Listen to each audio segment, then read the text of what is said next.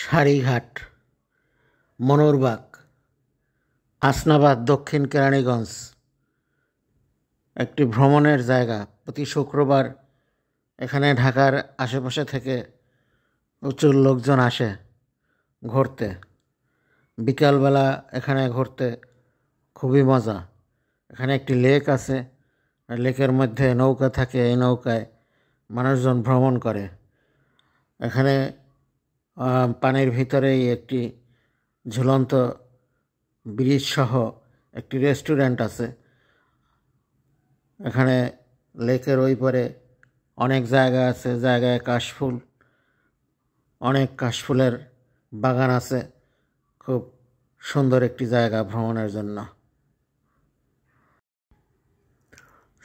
গোধূলি লগ্নে এই দৃশ্যটি অনেক ভালো লাগছে।